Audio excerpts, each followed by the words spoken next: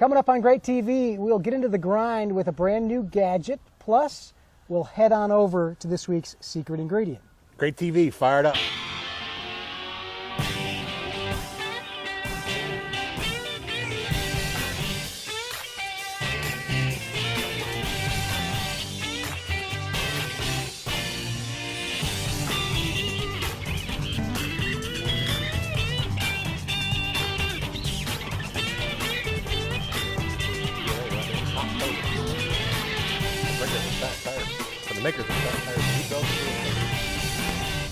We're back again. It's Great TV. Another episode. Jack Wabor, three-time South Carolina State champion. Bill West with BarbecueTricks.com. Good to be here, Bill. We take a few minutes, one beer in length, and talk barbecue. Hoptober today, because we're in the Halloween spirit from the New Belgium Brewing Company, Fort Collins, Colorado. The makers of Fat Tire. We're drinking Hoptober Golden Ale. Yummy stuff right here. Speaking of that, you said since it is like Halloween time, it is I thought Halloween. we'd have something. We need some sort of creepy barbecue to talk about. Let's talk about what do you think, brains or tongue, Bill? Both creepy, but you said we have a great plate. We do. We have a great plate sent in to us by Gary Howard, who sent us a great picture of smoked tongue. It's awesome. Really? Take a look at it right there, man. I tell you what, it looks good, doesn't it? Would you ever have tongue? And I bet you have already. You know, I have not had smoked tongue, but I tell you what, it's something that I really want to look at. To see this great plate, it made me just want to go out and buy some tongue. And, really? I tell you, it is beautiful. They say beef tongue is wonderful. You know, you go to the deli and, right. in the Jewish delis, you get tongue all the time. For those of you that can't do tongue, let's do a great plate. Sent in this time. I love this guy, Bill Shank from Tucson. Did you see his rig? I did see it. I saw the whole great plate, and it was a wonderful looking plate as well. I need to do more tri-tip.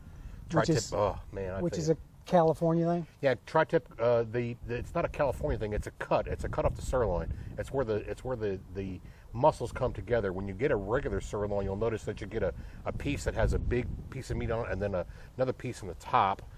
But there's a third muscle that comes in there, and that's where the tri-tip comes from. Santa Maria tri-tip is very popular in California.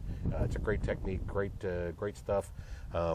Great on a grill. It really is a grilling masterpiece. Big, thick. In fact, somewhere, it may be on we have a new coupons page on greattv.com. Go greattv.com/there you go. coupons. And I know Dean and DeLuca had a bunch of really cool butcher shop stuff. I think there was like some Wagyu beef tri-tip. So really? It might be worth it. That would be Either worth way, getting. check out the coupons, greattv.com/coupons. Supports the show, and I saw cooking.com has like a 40% off. Great. Dean and DeLuca as well. Email, real quick. Go for it. John Soledar sent us a little note saying, guys, I've been watching your show on iTunes. Love it. I do some woodworking, and I have some leftover red oak. Not treated, just rough lumber. Can I cut this into chunks to use for a smoker? I would think so, but haven't tried it yet. Just making sure. So what do you think? John, that's a great question. Thanks for watching the show, and thanks for writing to us. That's really good information because I know a lot of people do use cuts of, have scrap lumber left over. Certainly one of the places where you can get chunks and chips and so on and so forth is to go to your local lumber yard where they're sawing, or your local furniture company where they're doing that kind of thing, and pick up scrap lumber. As long as the lumber hasn't been treated in any way, you can use it as wood chunks. It's certainly easy to use. The only thing you have to be concerned about is the fact that most lumber used in woodworking is kiln dried. So when you kiln dry something, it's all most of the moisture is taken out of it. So it's going to burn real fast. But the flip side of that is you don't want green wood either. No. Green wood's not good for smoking wood. So it's going to be fully dried. But like I said, it's going to be dry. It's going to go fast. It's going to burn like crazy. So it's hard to use because, quite frankly, you have to use a lot of it. And when you kiln dry something, you're actually pulling all of the moisture out of it. So you're going to get a fairly dry smoke out of it. It's going to go pretty fast. Well, could you soak the soak? Soaking really doesn't do anything. You're actually changing the cell structure when they dry it in the kiln. So soaking it, all you're doing when you're soaking something is adding water to it. And quite frankly, the water goes out so fast. Well, I thought even soaking wood chips was just because it slows down That's basically that's a myth. I think Stephen it's, Reichlin. it's one of those myths that they use all the time. Soaking wood doesn't do much at all as far as all that's concerned. The moisture is actually naturally in the wood. You're not going to be able to soak enough moisture into the wood unless you let it soak for days and days and days and days, where it actually becomes part of the wood again. But something like a pouch, if you made a foil pouch, that Yeah, works? you just got to keep the burn rate down on it. We all know the fire needs certain things to survive. You need fuel, heat, and oxygen for it to go. So if you restrict the oxygen with a foil pouch or something like that, then you'll be able to get a little bit longer of a burn out of it. And oak is like one of the most common. Yeah, oak is common. You can, red oak, white oak, they're all good. And certainly when you open up certain bags of lump charcoal, sometimes you'll find looks like scraps of wood in it, and that's what they're doing. They're going to the local furniture makers or wherever it is and picking up scraps of hardwood or hardwood flooring or whatever they're using, and they're making charcoal out of it. I'm looking to find, because it stuck with me, you said a couple episodes back, sugar maple. Sugar maple, hard to come by. You got to go to the internet and get a source on that. It's not. Sugar maple certainly isn't native to South Carolina. It's a northern wood. We need a sugar maple source. We need a sugar maple source. So if you got a sugar maple source, send us a sample. We need one. Yeah. All right, good. Thank you for the question. Anytime you want to send us questions, jack@greattv.com or bill@greattv.com. You can post it. We got a little place to ask anything on the website or on Facebook too. Yeah, we certainly love the questions. Keep them rolling on in. It's a big segment of the show. We like to do it. Let's get right into one of these gadgets here. Secret ingredient coming up. Let's do this. I know what that is. That is obviously a coffee grinder. This is a coffee grinder. It's a standard part of the repertoire of what I use. This particular one is a Braun. Krups also makes one as well. This is a high speed grinder, and I toast and grind a lot of my own spices. And when you toast and grind a lot of your own spices, you need something that will be high speed, that will grind it down for you. And quite frankly, a food processor just doesn't really. The blade doesn't spin fast enough. So I will use one of these right here because the blade spins real quick and it will grind down anything I got. Toasting your own cumin, toasting your own pepper, grinding your own pepper, making salt. Of course, kosher salt is always big. And then sometimes when I use kosher salt in my rubs, this kosher salt will be a bigger grain. So I would need to grind that down a little bit to make it kind of weight even up with the rest of the ingredients that I got in my rubs. So I'll put the whole thing, my whole entire rub into the spice grinder, zip it a couple of times with this little gadget right here, and it kind of makes everything even. So when you're shaking your rub out, as you're shaking, you'll notice if everything's not even as far as the weight goes within the rub, the light stuff will pour out first and the heavy stuff will sit, or the heavy stuff will pour out first, and the light stuff will sit, but you're not getting an even coating. And I'm not the expert here, but I did hear a good trick on how to clean them. There you go. Just a wad of soft white bread in there? Yes, that'll do it. And I actually use rice, Bill. I use standard white rice. Rice is very neutral.